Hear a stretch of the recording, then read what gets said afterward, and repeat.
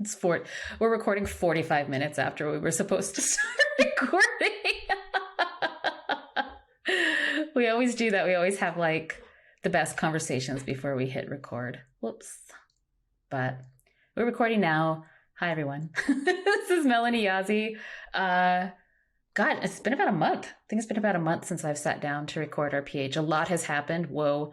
Elena is here with me. If you want to say hi, Elena. Hello, Sangitamu, calling Aw. in from, where am I? I'm in Ogapoge, otherwise known as Mordor. I'm looking out the window and it's raining. Like, Oh. we've had more rain in the last, like, 3 months than I remember in the last 3 years. So it's amazing, but it just feels like, I feel like I'm in Seattle. Oh. It's like almost 80 degrees here. It's like 75, 80 degrees here. It's a beautiful day. It's going to drop down. So I'm in Minnesota. That's where I'm calling in from. And it's a beautiful sunny day. Wow. I have a lot of work to do after we record this, but I also kind of want to go take a walk around the lake Heck yeah. after this. We have snow on the mountains here. Dang. It did snow here last week. It did snow on Monday of last week. Yeah. It was kind of cool. It was kind of cool. I opened up the curtains in the morning and I was like, holy shit, it's snowing. We didn't get it on the ground in town, but I was driving in towards town and there was snow on the western mountains, so on the Jemez, and there was snow on the eastern mountains and the Sangre Cristos. I was like, wow. And it was like the middle of October. We usually don't get snow till Halloween, but yeah. Yeah. Yeah, I mean, this is my first entering into winter in this location up here, but I was also told that the first snow isn't usually till Halloweenish, first week of November, so super early. But I don't know, it was beautiful. I love Yeah. I love the first snow. First of all, I'm a terrible Navajo. I completely forgot to go roll around in it, but that's also because I had to be somewhere by like 8 a.m. that morning for Ooh. an event. Yeah. So and then I got to the event and I was like eating breakfast with some students at McAllister College. And I was like, fuck, I forgot to roll in the snow this morning. So the next time it snows, that's when it's gonna happen. I'm There gonna you go. bless myself with the snow and lay down a prayer. But There you go. yeah. But that's also just because like part of the reason why we haven't recorded actually in like a month, either of us, is just because we've been really busy. Like life has really thrown some curveballs in the last few weeks for both of us. So it's a miracle we're here together recording this. And I managed to watch 6 episodes of Dark Winds during that time. Oh my God. Yeah. Lost I lost 6 hours of my life to that show. Again, the things we do for the people. Got to give the people what they need and they want. That's right. So that's the topic of our show today. We're going to do a review of Dark Winds. I have a lot to say as a Navajo person about this show. But And before, I was go just saying, ahead. I am not a Navajo person, but my husband is Navajo. My kids are Navajo, so I am coming into this by saying I'm Navajo adjacent. Um, and and watched this with my daughter and my husband. And my husband at times was kind of shaking his head. Um, and we'd stop and I would say, "You're shaking your head. Why are you shaking your head about that?" And he'd say something to me. And now um, the the first season of this is based on um, Listening Woman, which was one of the first novels that Hillerman ever wrote. And so I was at UNM when Hillerman was at UNM, University of New Mexico. I And he was forgot in he the was at UNM. yeah, he was in the journalism department. Oh, And and so when the book came out, of course, everyone read it, including me. But the first, I don't think Listening Woman was the first book. I have to think back on which. Anyway, we all read. Everyone who was at UNM, everyone that I knew was reading this book because it was written by a local guy who was also editor of the Santa Fe New Mexican, which is the local newspaper. So he was kind of a homegrown guy and a professor at UNM. And I remember thinking, I used to see this guy around campus. He actually taught English 102. Like, Huh. why is he writing a book about Navajos? And like, read the book and thought, okay, it's like those dime store, paperbacks that my mother used to read. And I didn't think anything was going to come of it. And then it turned into this whole huge thing. And now we're here after 2 movies and countless, whatever for this series. And I have a lot to say too.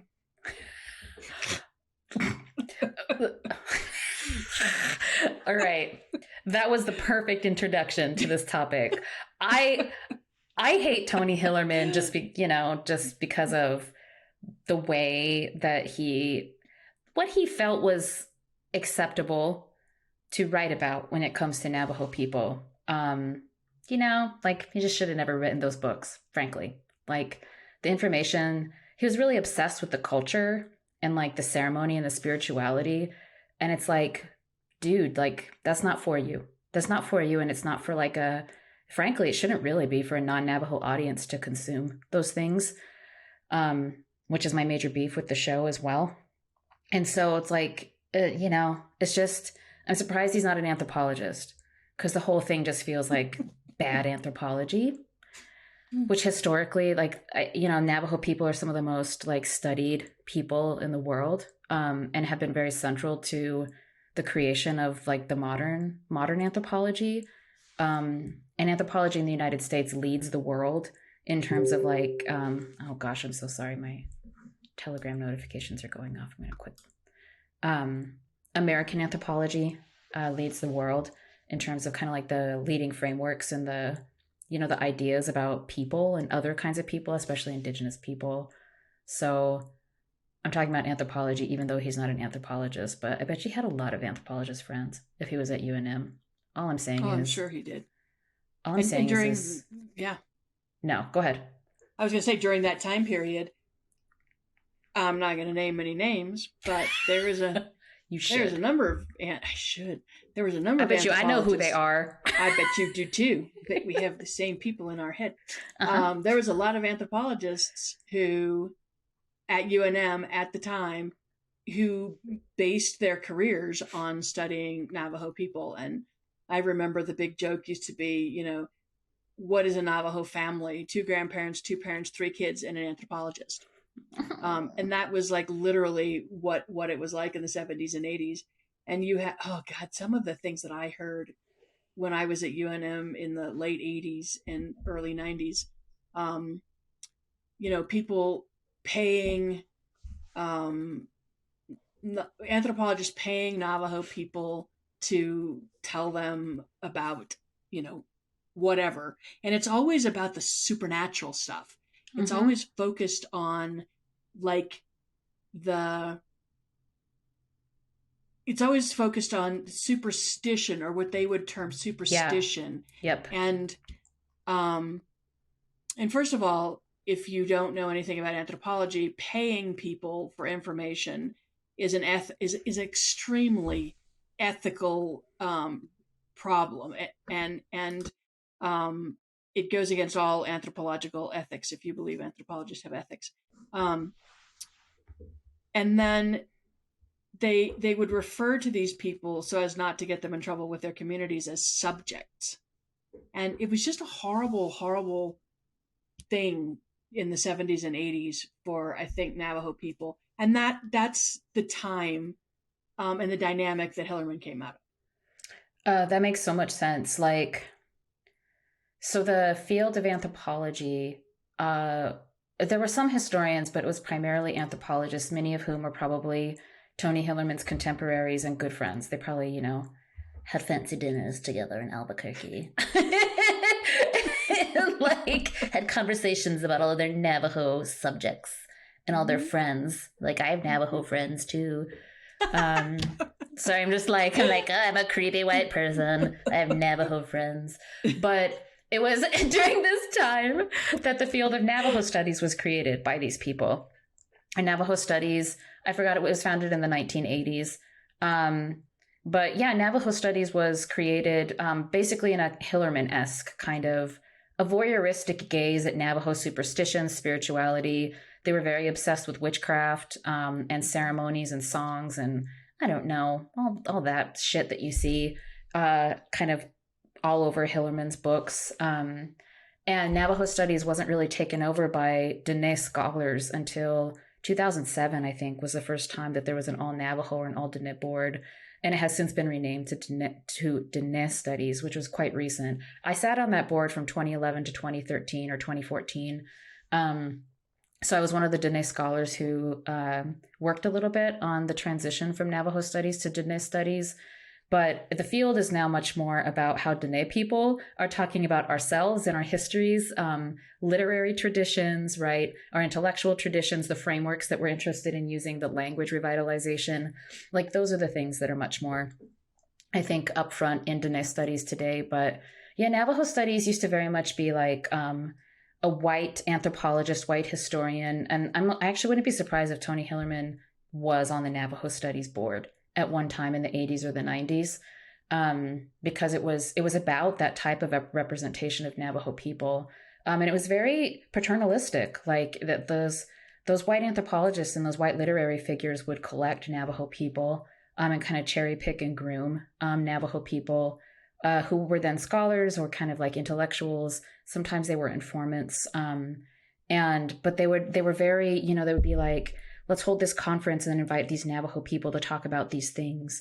And so it's very much, I think, over the last 30 years, the shift from Navajo studies to Diné studies, I think, reflects where we are today in terms of, the Native American Studies department that I came out of at UNM. The University of New Mexico is a primarily Navajo, Diné-centric, Diné-dominated faculty, but nevertheless, the kind of scholarship that my Diné colleagues at UNM do is, categorically like refuses, the kind of work that Hillerman used to reproduce. And so the reason why I'm giving this history that might sound really boring to people about like what used to be Navajo studies, but what is now Diné studies is my entry point into saying like, why is a show based on Tony Hillerman's interpretation of Navajo people being made, being greenlit, and then being produced by mostly non-Navajo Native people. I'm going to call you out here on this episode too, in 2022, at a time when Native people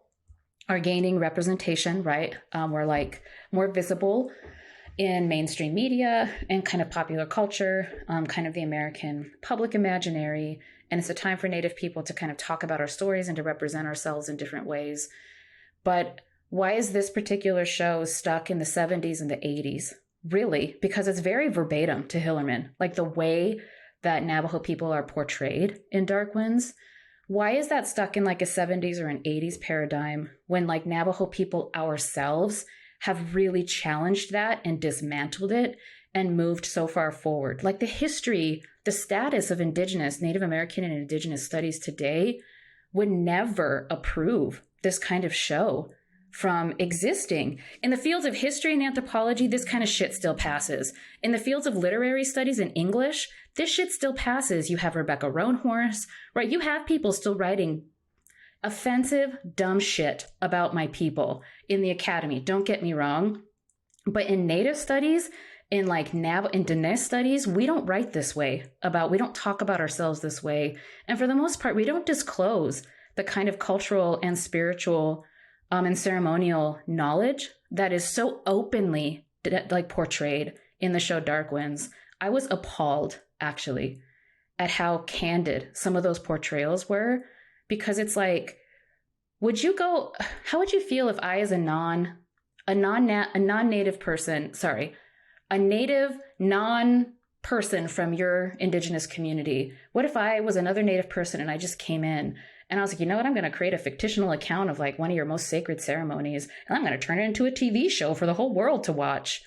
Like, you'd probably be like kind of disgusted by the lack of ethics around something like that. That's how I felt. A person watching this show. It's really like, it's another kind of situation where it's like, you need to read the room. Yeah. Read the room. Like, this is not appropriate anymore. Right. Am I wrong? Absolutely not. And they had, or they said they had cultural advisors, Diné cultural advisors. Who were those people? Yeah, who were those people on set? And there were so many things that I agree, I thought were really, well, they were even portraying them was insensitive, completely disrespectful, but also just flat out like oversimplified and wrong. And some of the things that they did portray were incorrect, wrong, and some of the things that I mean, okay, let's just call it out here. The fact that Joe Leaphorn brought a deceased person's body in the back of his police, whatever that was, right? Yeah. I'm freaking out. If you can't see me physically, I'm freaking out. He brought two. Yeah. He brought two deceased bodies. That would not happen. Like, it just flat out would not happen. And just the way it was handled was insensitive, disrespectful, and it just wouldn't have happened. That kind of thing would not have happened. You would not have had a Diné person bringing home dead people. It is like, and so that right there, right? So a lot of the criticism that the show has received from Native people, particularly Navajo people, is that it's not authentic, right? And so there's been a lot of criticism about the language. So the Navajo language is used extensively in the show. And there are mostly non-Navajo Native actors who are playing Navajo characters. And I mean, I know that people are making fun of them for like the way they were pronouncing Navajo. Yeah, sometimes it's like, you're like, wow, you really butchered the language. And other times you can tell they're trying. Like, I'm not really going to knock that. It's not their language. Navajo is a very difficult language. The sounds are very difficult to master, not let alone like the grammatical structure. And the way that Navajo is so profoundly different. It's one of the hardest languages ever, I think, to learn. And so I'm not really going to knock the actors for having a difficulty pronouncing words and speaking Navajo correctly. But the commentary from a lot of Navajo people online about the language and about some of these other representations, like what you just described, Elena, is that it's not authentic, right? It's not like an authentic or a correct portrayal of how Navajo people actually handle these things. And there are, Native producers and Native writers. So Chris Eyre, I believe the venerated Chris is Shoshone? Chris Eyre, what's his indigenous nation? I think that's correct. I apologize if I got this wrong, but Chris Eyre directed Smoke Signals, right? This movie that came out 25 years ago, 1997, I think is when Smoke Signals came out. It's considered, one of the most important films ever made, really, by a Native director, Native writer, Native cast. And so, everyone refers. He's Cheyenne Arapaho. I'm so sorry. I apologize for that. And so Chris Eyre has directed all of the episodes of Dark Winds. And so there was an article, was it in Indians.com, or maybe it was in Native News, that the Native folks who were involved in the production and the direction of the writing of the show kind of responded to some of the criticism they were receiving online from Native people, but mostly from Navajo people. And they're like, yes, we'll do better with the language. We'll try to get language coaches, people to come out. And they were mostly, focusing their comments on the authenticity piece. They're like, yes, we'll do better in season 2 on like authentically representing Navajo people. And I have to be honest with you, I'm not of the camp of people who's upset with the show for like not representing Navajo people correctly. I have a real ethical issue with why the show was made at all. I don't think it's about whether or not Navajo people are represented correctly. I think it's about like, why didn't any of the people in the process of greenlighting the show, from the moment that it became an idea in somebody's mind to all the way to producing an entire first season of this for AMC, why didn't anyone, including whoever these cultural consultants are, these Navajo people who consulted on the show, why didn't any of you stop to question whether or not it was appropriate to even represent literally like 80% of what happens in the show. Like, you should not be representing kinalta, which is like the girls' puberty ceremony, and then splicing that in with like skinwalker stuff. Like, no one should be watching either of those things, and they certainly shouldn't be watching them back to back, going back and forth constantly between them. It's so like, I feel like it's such a no duh kind of thing that it's like, we shouldn't do this. Like, we shouldn't take something that this white dude concocted in relationship probably with these anthropologists in the 70s and the 80s, and then turn it into a TV show without even changing the politics of how Native people are represented. These Native producers and writers actually said we needed to stay true to Hillerman's vision, and we needed to give Hillerman's fans what they wanted. Hillerman's fans are white people. A lot of them are Europeans who play Indian. Hillerman's fans are white people across Europe and the United States. And for you to create a show that is primarily catered to them, to please them, that's the problem I have with this show. And it really shows that is why this show was created. Because only because of this kind of like white European and white American settler consumption would you make a show that's really just about like superstition and like, I don't know, people who want to know how like Navajo people pray with corn pollen. That's not something, you don't videotape those things. I don't even care if you're creating a fictional rendition of that. The praying with corn pollen is like a very personal act. Like, you don't have people around when you do those kinds. You get what I'm saying? It's just like, who thought this was a good idea? This show is a bad idea from concept to execution. And I'm just going to tell you that right now. I'm not even going to hold anything back. And like you said, Elena, I believe in Native people having jobs in the television and film industry. This is the time when a lot of Native people are finally working. And all the Native people who worked on this show, I'm glad you have a job, but you really shit the bed. This one, I don't have, that's really how I feel. We want you all to have jobs because you're so talented, and we as Native people need to have our stories told. We need to have our truth told. We need to have a voice in mainstream media, but it needs to come from us. It doesn't need to come from this old white dude from Oklahoma. And it's so offensive to watch some of these things like the Kinalda being shown. And I wish I could think of a comparison in white culture. But y'all show all your shit. Like, so there's no boundaries. Yeah. You all show all your shit, from your first Holy Communions to your funerals and all that. Like, nothing is sacred to you. But to us and to Native people, and particularly to Dene people, that stuff is not talked about even amongst ourselves, right? So you're not going to see a whole bunch of Navajos sitting around talking about, what happened when so-and-so died. Oh.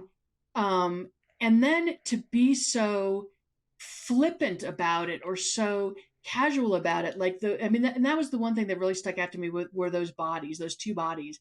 Ugh. And one of them, the fake priest, just like Joe Leaphorn goes in his backyard and just buries it. Like, that shit does not fucking happen. Like, do you think that just because it's reservation land, you can just go and bury people anywhere you want to? I mean, that is like, it's weird and it's fucked up.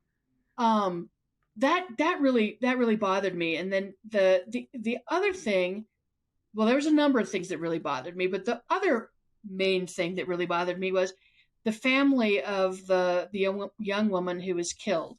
And so, being from a Pueblo community and growing up in this area, I mean, I know exactly where that was filmed, and it was on Tesuque Pueblo, and it was like literally off the highway behind the old casino, and I can tell you exactly where it was.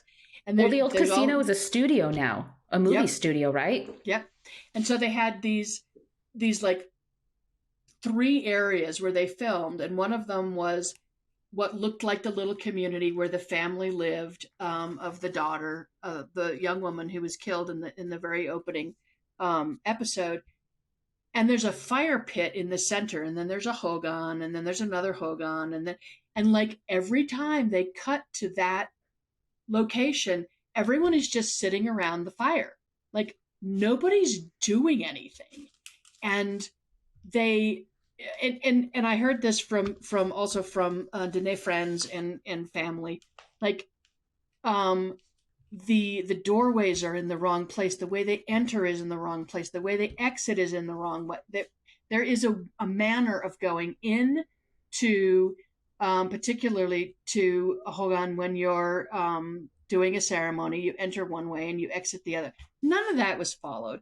So where were the cultural experts in this? And even if you had them, that should not be shown anyway.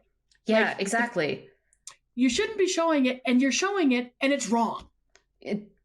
Yeah, period. That's really the review. That's really the review of the show. You shouldn't be showing it, and you're showing it anyway, and it's wrong. And you know better. And if you don't know better, you ought to know better, because history has shifted. Read some fucking books written by Native people anytime in the last 15 years. Not, they don't even have to be Navajo people. And you'll know that this is highly inappropriate. And so it's like, what is that line? It kept running through my head. Jeff Goldblum in Jurassic Park, the original Jurassic Park. Jeff Goldblum's character is like talking to the scientists who've like genetically engineered these dinosaurs for Jurassic Park. And he's like, you were so concerned with whether or not you could, you never stopped to think about whether or not you should. Right? Yep. And I was like, that line, that's the line to describe this show. Yep. You were also like obsessed with whether or not you could produce this show. You never stopped to think whether or not you should actually do it, because it's really a question of ethics and politics. Mm-hmm. And in politics, the other thing that they did, which cringe. Oh, can we talk about the Buffalo? Are you about to talk about Buffalo Society? Yeah, Buffalo Society. And oh, God. Okay, so can we assume that they probably based that on activist organizations in the early 70s? Do you want to take a guess as to which one? Yeah. I mean, fuck them. Fuck them for portraying. For portraying the American Indian movement. Or like Indians Against Exploitation, or the Coalition for Navajo Liberation that way. Yep. And killers. Witches, and people who would be willing to make deals and collaborate with the weird Jesus guy who's screwing people in the back of a van. The FBI. Yeah. I mean, that any of that was shown. Talk about a caricature. And talking about making,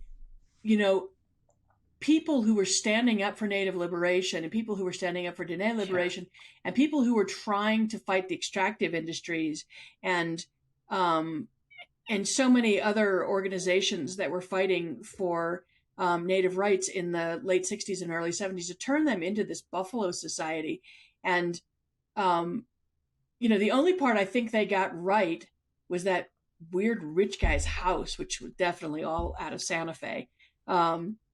He was a caricature, but the fact that they had these guys from the Buffalo Society even in the vicinity of that is absolutely wrong, stupid, and really offensive. Just so fucking insulting. Okay, I'm so glad we transitioned to this.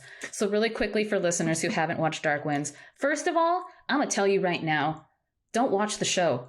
Like, as a Navajo person, like, I watched it because I was like interested in watching it because it was a show about my own people. But I'm just telling you, given what we're saying here, like, I just don't think people should watch this show. I don't think non-Navajo people should watch this show.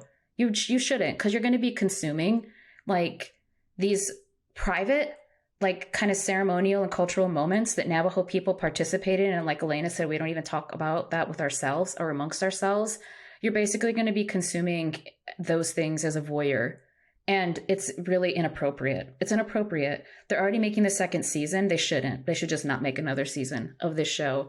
And in fact, if Tony Hillerman's books were just taken off the shelves for forever, that would be justice. For something like this.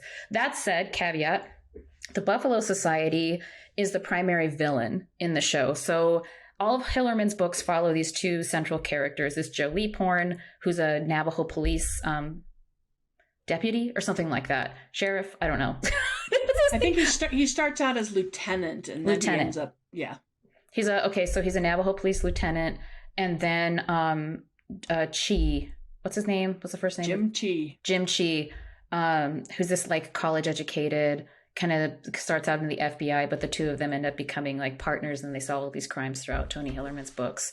And so Leaphorn and Chi and some of the other cops, native Navajo cops in the show, are trying to figure out this murder, and they figure out the Buffalo Society has orchestrated all of these things, is robbed a bank at the first episode. But Buffalo Society is basically portrayed as this native liberation, pseudo-anarchist, thieving, rapist, what else? Witching. And they're all witchy, yeah. Witching, kind of like organization. It's really just like a couple of dudes, two Navajo dudes who are dressed in fatigues. Oh, there's some sort of commentary because the show takes place in 1971 about them being vets, presumably Vietnam vets. And so they're also utilizing their military training to, basically do like liberation work on behalf of Navajo people. They're against resource extraction, those kinds of things. And so Buffalo Society, the main villain in the show that everyone's trying to track down. But yeah, as every episode progresses, the way that, I don't know who the fuck wrote these characters. I never read this book. Does Tony Hillerman portray these characters? I imagine Tony Hillerman is the kind of person who only likes good Indians. He made a distinction between good Indians and bad Indians because that's what white people like, especially people from that era. And he was like, the good Indians are the ones who pray. The good Indians are the cops. The good Indians, there's good Navajos. And this is how good Navajos conduct themselves. And these are the bad Navajos. These are the activists. These are Larry Casus. This is the Red Nation. Like, if he were alive today, he would fucking hate the Red Nation. Guarantee it. Right? Mm-hmm. Because we don't perform authenticity, and we're also not we're not the pleasant Indians to be around. Even though I think I'm quite pleasant, to be honest with you. And so it's basically like good Navajos versus bad Navajos. And the bad Navajos are given these they've just the whole gamut of terrible, evil, negative attributes, whether it's witchy or rapey or thievy or murdery. They do all of the bad things you could possibly imagine in the name of liberating the people. And they also kind of look like water protectors too. So it's kind of this moment where right? Yeah. The show is set in 1971. But they kind of look like the water protector circa 2016 in Standing Rock as well. And there's this moment I took notes of it verbatim where the main character, this is the other thing, sorry, and I'll let you interject. But one of the only Navajo actors in this show, Jeremiah Bitsui, first of all, who has only ever played a villain on TV from what I recall, because he was one of the henchmen in Breaking Bad. And in Better Call Saul for the drug pin, Gustavo, the chicken man guy. But then Jeremiah Bitsui is also placed in as the lead protagonist of the villain group, Buffalo Society in Dark Winds. And I'm like, why are you putting the Navajo people in the roles where the bad Navajos and all of the good Navajos are non-Navajo native people playing these roles? Fuck you. Except Joe Leaphorn's wife, Emma Leaphorn. That's true. Played by, yeah. Woman. And I have something to say about her, about that that relationship too. But and the Buffalo Society also has this woman, and I'm not sure she's ever named, but she's the witch. She's literally the witch character, and her daughter figures prominently because she is sort of rescued by Bernadette Manuelito. Who in the process of doing this gets witched. And And She Bernadette is one of the literally, colleagues of Lee Porn in the tribal police department. right. And it's interesting how the producers of this show, the writers, the directors, the showrunners, whatever, Bernadette Manuelito doesn't show up for another 5 to 10 books. But they were sensitive enough to today's, I think, uh, Inclusion politics, inclusion where you have to have a politics. Native woman in a lead So, role. right, they brought Bernadette Manuelito in, but they weren't sensitive enough to know that there's a ton of other shit that they shouldn't even have shown. But so they bring in Bernadette Manuelito. So you've got the good Navajo woman, and then you have the really evil Navajo woman. And they're pitted against each other in the show. And they're pitted against each other. Which is also just super sexist. It's super sexist, and it's also like she has one of those lines in I don't remember which episode it was, that just, I had my head between my knees. I was so blown away. She's talking to Jim Chi, and he says something about her medicine bag that she's carrying, and she says to him, that sometimes this is the best protection you have out here on the res, because that's going to keep her from getting witched, which, by the way, it didn't, because she did get witched. She did get witched. Because she got witched. And then you have the whole sub context of the story of the relationship, really, between Joe Leaphorn and Jim Chi, and then Joe Leaphorn and his wife, and they have basically raised, or they were very close to Bernadette Manuelito, and then they take in this other young woman who's pregnant, and she had been living with the witchy woman.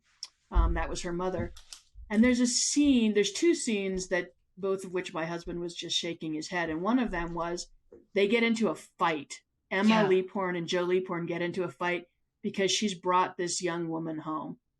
And so my husband is sitting there and he's shaking his head. And I said, what? And he says, Navajo men will never argue with women about what they do in their own homes. He says, the homes are all women. The women own the homes, and men don't argue with them. And I thought about that. I was like, he's absolutely right. Like, this may be an older Navajo thing, and because my husband's in his 60s and my brother-in-laws are both in their late 60s, early 70s, they never have anything to say about what goes on at home. Like, that's women's space. Mm-hmm. And it's a it's a holdover from being a matrilineal society. But he says, this guy never would have argued with his wife about having this woman live in their house with them. That's her decision. She's going to do what she wants. He said, that's a ridiculous scene to even film. And the other thing that he mentioned about, talk about not knowing Navajo people, not knowing Navajo homelands, not knowing what goes on Navajo homelands, is that helicopter, that they're all looking for the helicopter that they use in the bank robbery supposedly in Gallup. And it has crashed into this lake, but nobody saw it, right? Nobody saw it. Stupid. In the 1970s, there were so many Navajo sheep herders on the land all the time before the Reduction Act, when families had thousands of head of sheep. There were always somebody out there. Most of the time, it was the grandpas, it was the Che, and sometimes the grandsons, and they were always out there with the sheep. You're telling me a helicopter can crash on the res and no one sees it? Like, that's impossible. But that's what Hillerman wrote. That's a really I don't know. That comment about like how Navajo man would never challenge his wife in the home like that. There's something about that, right? That's just so, again, it's not really about how authentic the show is. The show just isn't Navajo. Right? That's really what it is. It's like representing and portraying a total Navajo world. It's supposed to be building this Navajo world. It's like Reservation Dogs. The show Reservation Dogs builds this entire contemporary indigenous world. Dark Winds is attempting to build this entire Navajo world of the early 1970s. And they're speaking the language. There's this representation of all of these things about who we are, the tziyet, like, the ceremonies, like all of this stuff. And yet it feels so foreign. It feels so foreign as a Navajo person watching that show. And I'm not proclaiming to be some sort of authentic voice for the Navajo people. I'm not. I'm just a person. I'm just a Navajo person who is watching the show. But for your husband to say that right there, that's what it is. And that's the difference. I see myself in the indigenous world of reservation dogs. That's what's different about that show. That show speaks to me. And like, I have a relationship with that show. I see myself in the stories of that show. Dark Winds, I don't see myself in the story of that show, even though it's supposed to be about people like me, Yeah. And that is the main difference of those two shows. And then they throw in things almost like, here's your bonus. Emma Leaphorn is a nurse at the local, we're assuming it's an IHS, Indian hospital. And the young woman who's pregnant, who ironically is also in Res Dogs. Plays the character Jackie in Reservation Dogs. It's the same actress. And she's counseling her about her pregnancy. And when they ask her if she wants to give birth in the hospital or give birth at home, and she says she wants to give birth in the hospital, and Emma intervenes and says, no, you want to give birth at home. Because so many She says women, this in Navajo so the white doctor can't understand what they're saying. Exactly. So many women in the Indian Health Service during those times in the 70s, late 60s, all the way till almost the 80s, were sterilized without their consent, without their permission, after giving birth. So they throw that in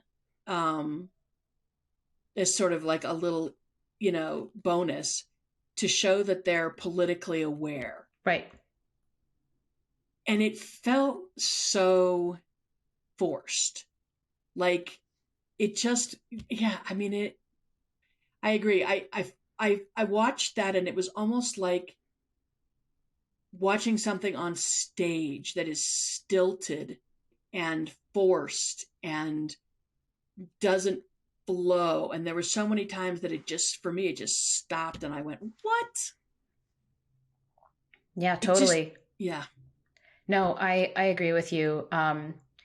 When that, like you said, what did you call it? The bonus. It was like a woke nugget. Look, we're woke. We're making this in 2022. We have a female protagonist, Deputy Manolito, or whatever her rank is within the Navajo tribal police. We have a Native woman. We have commentary about forced sterilization, which is happening in 1971. Leaphorn's own wife has been forcibly sterilized. And she tells this story. She discloses this sometime, I forgot, maybe episode 3 or 4. And then there's this other moment where the protagonist, the Jeremiah Bitsui's character, I forgot his name already in the show, but he's the leader of the Buffalo Society. So he's the main villain. He's talking to this oil field owner, the white guy who's living in this like bougie Santa Fe house. So he has all of these native artifacts and these Navajo rugs and stuff. There's this scene where the Buffalo Society, which is just these two Navajo dudes, Jeremiah Bitsui and the other dude with long hair and like the bandana, in their fatigues, they go and they confront this millionaire, presumably this white guy. And one of the things that Jeremiah Bitsui says in this confrontation or whatever, I couldn't tell what the fuck was going on in that scene. They were just talking calmly to this, like, I don't know, the white millionaire, the oil and gas guy. I thought it was going to be a confrontation. The whole scene was very bizarre, but they eat his apple. I don't know what was going on in that scene, but Jeremiah Bitsui says the native or the white oil owner millionaire, he's like, so what are you guys about? Like this Buffalo Society. And Jeremiah Bitsui says, we stand for decolonization and the liberation of our lands. We reject your imperialistic capitalist settlement culture. I was like, shut up. Like, no one talked like that in 1971. I get it. You're trying to insert some sort of like woke moment, You're trying to be like, in 2022, this is the language that we use in the Native liberation movement. Even though people didn't talk like that, they used the language of liberation for sure because of the political currency of that word at that time within social movements, both in the US and internationally. They may have used the word decolonization, maybe. But the rest of that lingo, that's the kind of stuff you encounter on woke social media in 2020, 2022, right? But the thing is like, they included it, but it didn't seem, it seemed again like a caricature of like someone who would actually use that language. It was like they were making fun of Native liberation fighters and freedom fighters for using that language and actually advocating for that kind of project of liberation. And like, let's be clear, I am a Navajo person who sees myself as part of the radical militant tradition of Navajo liberation that they were mocking in this show. And they can seriously go fuck themselves for doing that, because how dare you treat people in my people's history of that long struggle for liberation that we are still fighting, like the incredible Navajo people who, particularly in the 20th and the 21st century, who have stood up against the devastation of resource extraction, who have blockaded things, who have declared liberation from the US government, who have protested and fought cops in the streets and reservation border towns for the intense violence and racism our people face. The Red Nation was formed as part of that, explicitly as part of that tradition, and to continue that tradition. And for you to like mock that so openly in this show,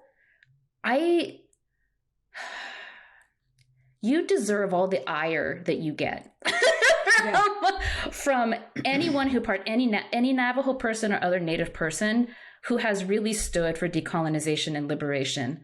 Because the portrayal, right? The mocking and then the portrayal of what liberation fighters are and who we are, that we're just these like creepy, witchy, rapist thieves, thugs, basically, who have absolutely no moral code. Like, and who live in caves. We're just all these like savage barbarians. We're the bad Indians. Whoever wrote that really, really hates Native revolutionaries. They hate people who do movement work, because that's what this show demonstrates to me. Yep. It actually demonstrates kind of like a hatred for Navajo people. Across the spectrum, good Navajos and bad Navajos. And it does. I mean, there's nothing like, to me, there's no redeemable Navajo character in that show. Like, I think Zahn McClarnon, who plays Joe Leaphorn, is great. He's one of the OG, right? He's one of the OG Native actors. He's a nice guy. He looks good with CL too. He does. Yep. With the hair. The hair bun. He looks good. And he's great in Reservation Dogs. I just think he's wonderful. I think that character is so beneath him. There's just, I just don't like the character. Bernadette Manuelito, she talks about her strength and independent, she's an independent Navajo woman, and yet she's really the only one that gets witched, right? What? Come on, really? And when they show her, when they show her pray, no Navajo I have ever seen would allow themselves to be observed. First of all, they don't pray like that. We don't pray like that. They don't. And Melanie said this at the beginning, that's a very private, personal thing. And it's you and the creator. And like, we're not the kind of people that get up in front of groups of non-Native people and actually was at a Native American writers conference many, many, many, many, many years ago with a Hopi friend of mine and a Navajo friend of mine. And a lot of these very, very, there were writers and then there were publishers and everybody had to get up and say a prayer, or they chose someone and they came over to our table. So if a Pueblo person, a Hopi person, a Navajo person, would one of you like to get up and pray in front of all these white people? And we were like, no, we prayed already this morning. It's a personal thing. It's not a performative thing.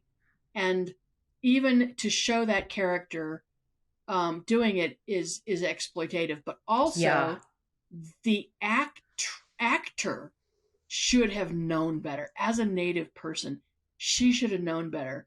And it just was, it just cringy moment after cringy moment in that. And then there was another scene with Joe Leaporn and Jim Chi, actually filmed inside the Loretto Chapel in downtown Santa Fe. Yeah. Where they're talking about the boarding school. Mm-hmm. And another Joe woke Leaporn, nugget. Yep, another woke nugget. They're talking about the boarding schools. And Joe's like, yeah, his experience wasn't so bad. And I'm thinking, what are you talking about? Mm-hmm. I mean, mm-hmm. let's be an apologist for, first of all, the Catholic Church. Yeah. That they're sitting in. And then to say, I didn't have such a bad experience with the Catholic boarding school when I was growing up. Yeah. After the most one of the most horrendous comprehensive reports about the history of boarding schools in the United States came out just a few months ago, detailing fucking war crimes essentially committed against several generations of Native children. And then you have a show that basically came out around the same time. The show came out in May or June of this year? Like, so it came out at the same time as this report from the Department of the Interior about the legacy and the history of boarding schools in the U.S. And you're going to be like, oh, for some of us, it really wasn't that bad. Like, I don't, again, politics, the politics of this show, it's bad. They're bad. The show has bad politics. Yeah. Even for like a really basic, like Native studies, from a very basic Native Studies 101 perspective. And the fact that so many Native people participated in it, I know y'all don't have such shitty politics. Like, I don't know what was going on behind the scenes with this show, but it's just bad. It's bad all around. Gosh, the scenes where, the scene where Manolito prays with the corn pollen. And then there's another scene where she's in a hogan and like the grandma, there's this grandma. Anyway, we don't need to talk about all of these things. I actually don't feel comfortable even talking about some of the scenes in the show.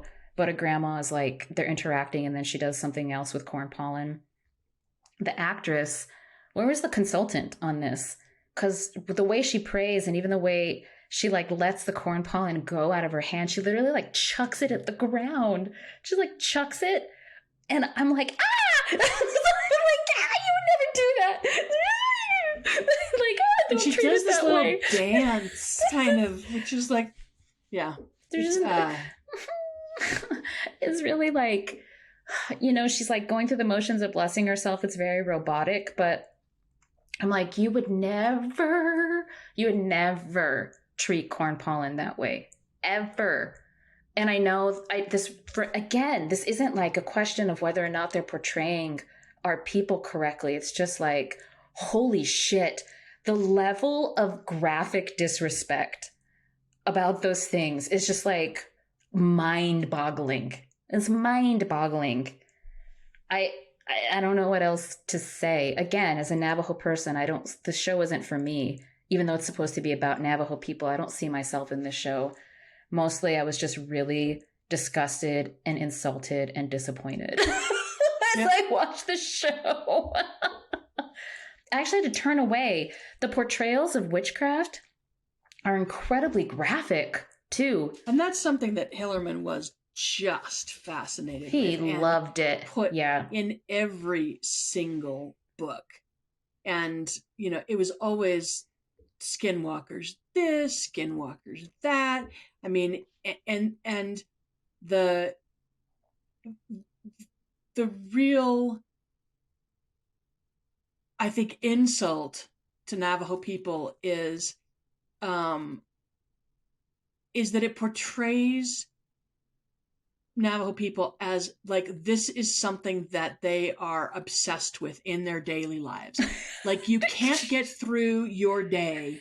You wake up in the morning and you worry about whether or not there's a skinwalker in your backyard, or you're going to drive and see one off the side of the highway. I mean, that's the way I feel about this obsession with witchcraft and Navajo wolves. And I'm sorry, but that just is not, like, that's not realistic. It shouldn't be talked about anyway, but it's also not realistic. I mean, I don't think that anyone, whether you're on the res or off the res, wakes up and starts like their day worrying about whether or not they're going to encounter witches. Yeah, I mean, I again, even though those things are talked about in certain ways, you sure don't portray them. You don't show the stuff. I don't care if it's a fictional account, like, you don't show that stuff. And so the moments when that was happening, I was like, I had to bless, I had to fucking smudge down. Like, I had to do all the things. Because I was like, I feel like I just participated in evil. Watching this goddamn television show that is just so okay. It's like, yeah, we're just going to show the skinned animal and like all the things and the hair and the stuff. And I'm just like, wow. Who thought that this was okay? Again, incredibly uncomfortable and insulted and like scared as a Navajo person. I felt in danger as a Navajo person watching this show, in addition to all of the other negative things that went through my mind and my heart watching this show. I felt endangered. And then just there was just moments like when the kid who's watching Bernadette Manuelito's horses, and he's exercising one of her horses, and I don't know if he's Navajo or not. This young kid, he doesn't really have a name, I don't think, but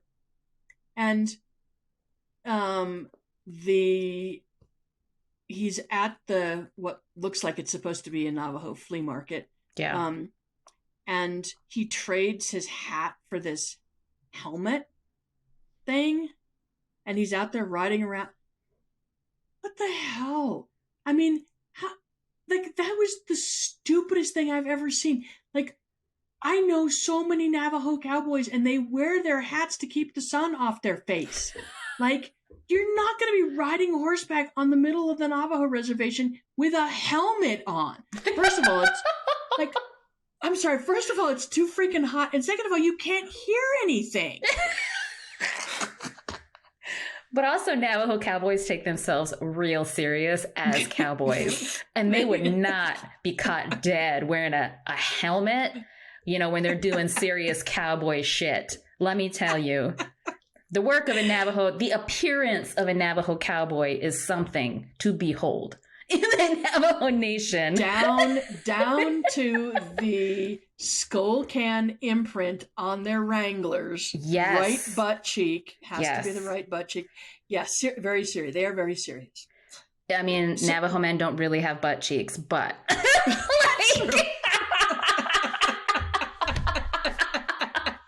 it's the skull can imprint on the back of the jeans that are usually, there's some room left in there. No. Sorry, that was inappropriate. We should probably take that out. I probably shouldn't be making comments about the bodies of my people. But I'll write this down. But it was pretty true. But it was cute. Yeah. But yeah, no, you don't mess with the Navajo cowboy look, all right? Nope. You don't mess with it. And then that stupid flea market. I mean, I'm sorry, but it was in the middle of nowhere. It was weird. And there was like 5 booths on each side and then one at the end. It was in the middle of nowhere. There were no customers. I have been many times in my life to both the Gallup flea and the Shiprock flea, and there are tons of people. There are tons of Diné people, and then there are tons of white people who are also there to consume Diné culture, but they are packed. Like, to have people come from all over the res, because they come from all over, to be like in this tiny little place where nobody is buying. It was so weird. They were just on top of this like hill in the middle of nowhere in Tasuki. I feel like I'm swearing a lot, but I was like, it's 1971. This is when Indians Against Exploitation is protesting the Gallup Ceremonial, which at the time was the largest tourist attraction in the state of New Mexico. Okay. This is like an Indian trading extravaganza. Like, first of all, we didn't have Navajo swap meets in the middle of nowhere. They were always at an agency town or a border town, and they were massive. They still are massive. It wasn't like 10 randos like on a cliff. That's what... Because I was watching the show, I was born at the very beginning of the 80s. And so some of the sets for the show totally reminded me of my childhood. Like, in some ways, some of those things, like, brought me back to a time in the Navajo Nation, to what houses looked like, except for the weird shacks and stuff. Like, people didn't live in shacks. But, like, some of the decor, like the Afghan that had the chevron pattern in it, but, like, the ugly colors, like the bright orange and, like, the browns and the olive greens, totally from that time. Like, that's how I was raised. So anyway, that was like one of the things I enjoyed about the show. But I was trying to be like, oh, like, so what did the Navajo Nation look like in 1971? Like, I was kind of going into the show expecting to be like, oh, Tasuki Pueblo. And so then I saw the swap meet or whatever, like, you know, and then I was just like, oh yeah, I don't think this is what people were doing in 1971 when they were like selling things to each other in like Shiprock and Gallup. There was also like a poor understanding of the geography of the Navajo Nation, because there was like this moment early in the show when, right, the Buffalo Society has stolen money from a bank in Gallup, but then the agency or the place where like Leaphorn works is in Kayenta. Am I right? Yeah. That's really far. And to get there, you drive right through Abiquiu, and you drive through Abiquiu. You drive in circles into Suki Pueblo. And back and forth on that same road between the town of Abiquiu and Ghost Ranch. That's where literally all of the highway scenes are shot. Like, they're either going north towards Abiquiu or south towards Espanola. And I'm like, damn, they don't really seem to get very far, do they? But he's in Kayenta, so that's a long way. Yeah, in like the beginning of the very, like, one of the first scenes is a murder scene of Jeremiah Bitsui's grandfather, the Buffalo Society dude's grandfather. He's gone to get whatever, a sing, it's called a sing, done by this older Navajo woman, and they're at a motel in Gallup, and then he gets butchered, literally butchered. And then this younger girl who ends up being Joe Leaphorn's dead son's girlfriend or whatever, she gets witched to death, I guess is what they conclude by the end of the show.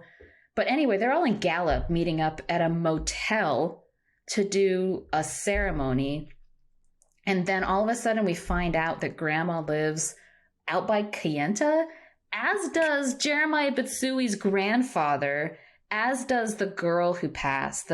She's the granddaughter, I'm presuming, of Grandma. And I'm like, what?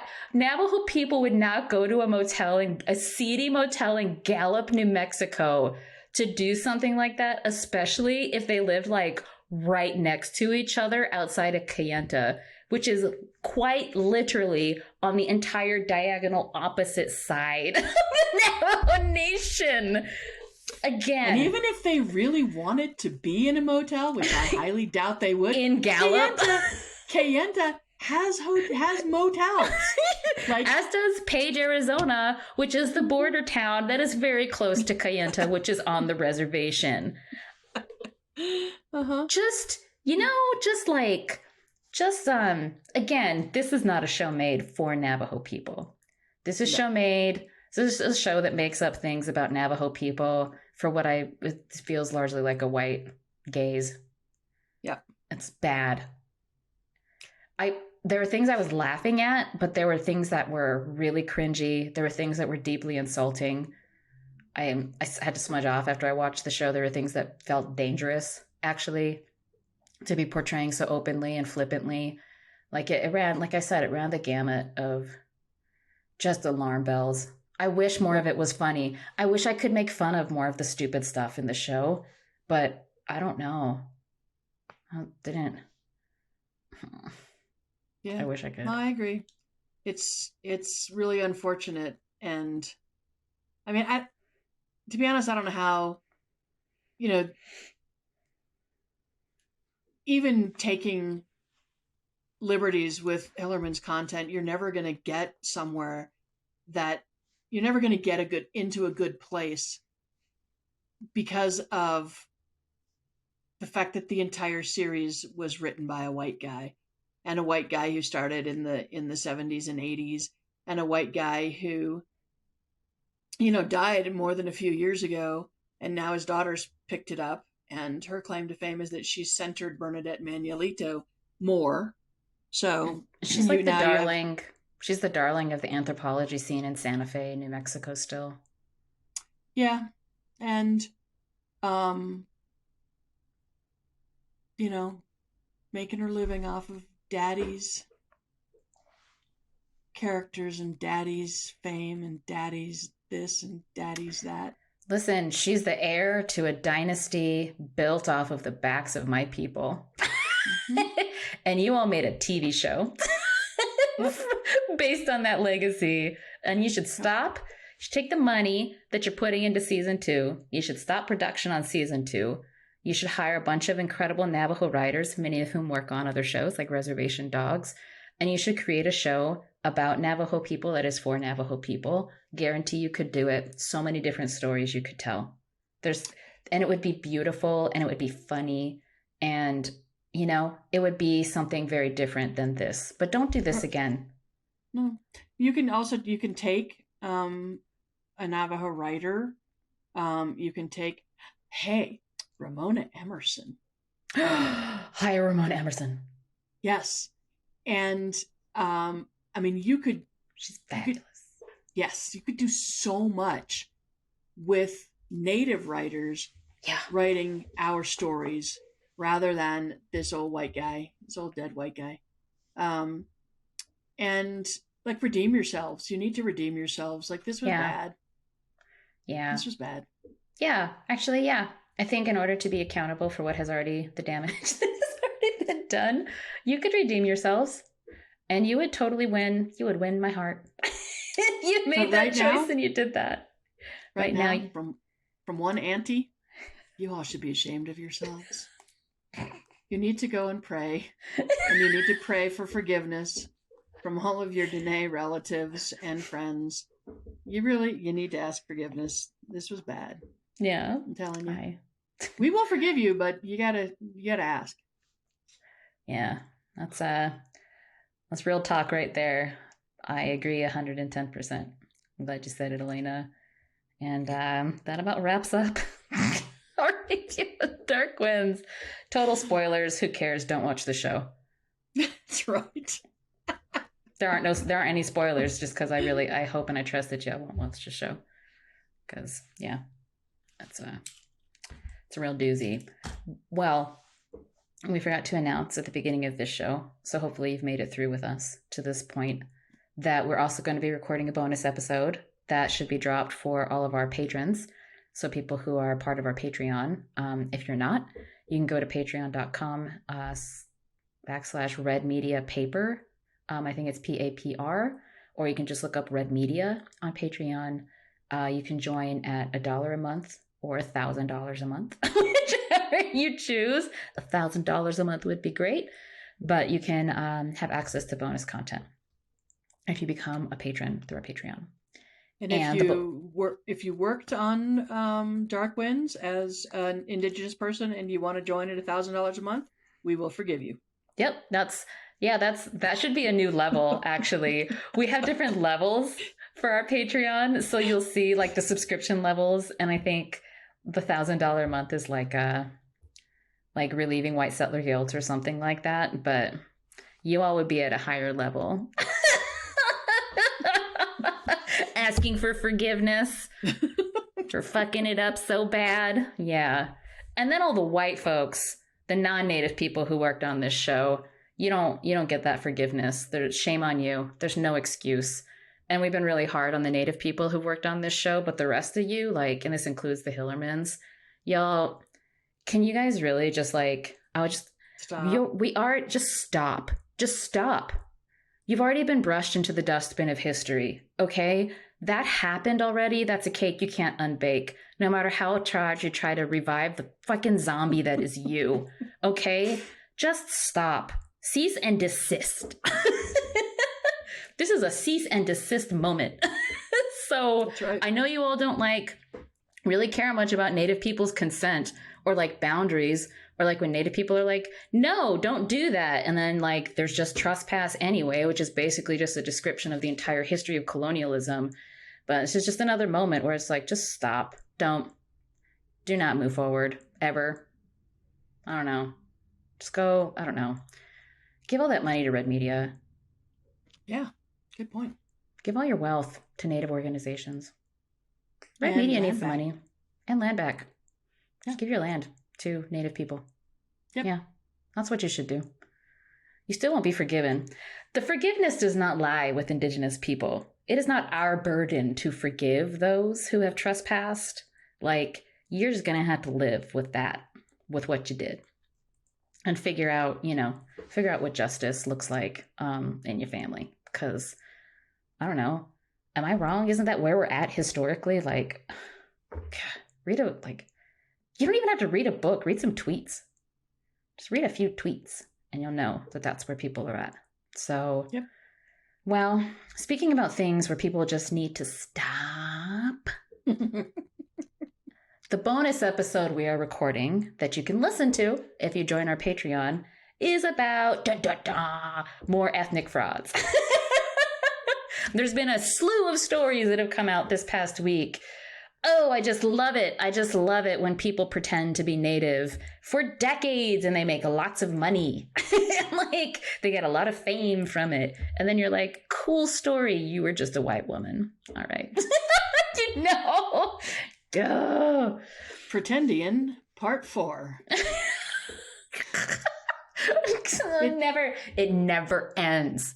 It never ends, and it's just academia is rife with it. Ugh. Rife with it. But Ugh. so is Hollywood and Yeah. Mhm. the motion picture industry, and yeah. So are we going to jump right into this? Well, yeah. We're going to cut it off here because you have to pay. Listen to the following rant, the anti-rant about the newest Pretendian reveals.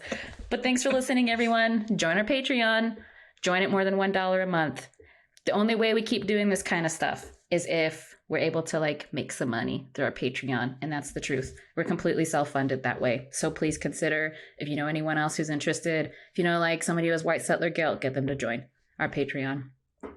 Literally every single penny counts for the work that we're doing. Catch you all in a couple of weeks with a new episode.